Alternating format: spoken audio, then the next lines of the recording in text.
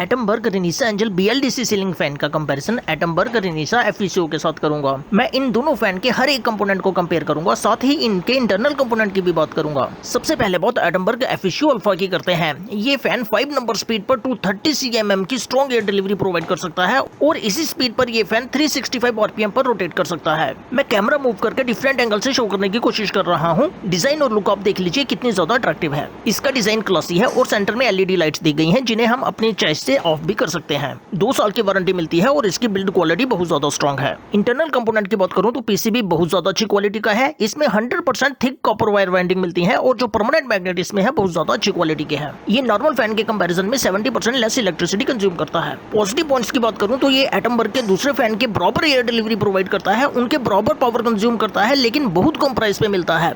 आज के दिन जो सेलर सबसे कम प्राइस पर दे रहे थे वो डिस्काउंटेड बाय लिंक मैंने डिस्क्रिप्शन में दिया है, उसे चेकआउट जरूर करें। अब मैं बात एटमबर्ग रेनिसा एंजल की करता हूँ। ये फैन भी फुल स्पीड पर 225 cm की स्ट्रॉन्ग एयर डिलीवरी कर सकता है और 350 RPM पर रोटेट कर सकता है।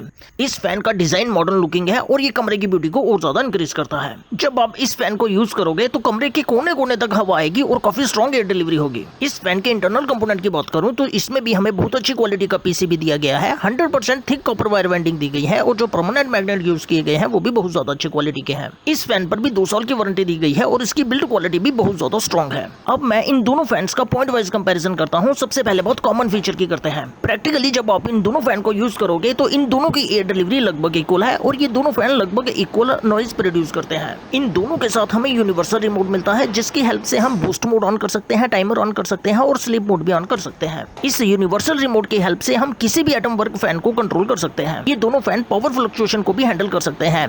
इन दोनों फैन की वोल्टेज रेंज है 165 वोल्ट टू 285 वोल्ट। ये दोनों फैन नॉर्मल फैन के कंपैरिजन में इन्वर्टर पर हमें 3 टाइम्स ज्यादा बैटरी बैकअप प्रोवाइड करते हैं। डिफरेंस की बात करूं तो इन दोनों फैंस में 2 मेजर डिफरेंसेस हैं। नंबर 1, इन दोनों के डिजाइन में डिफरेंस है।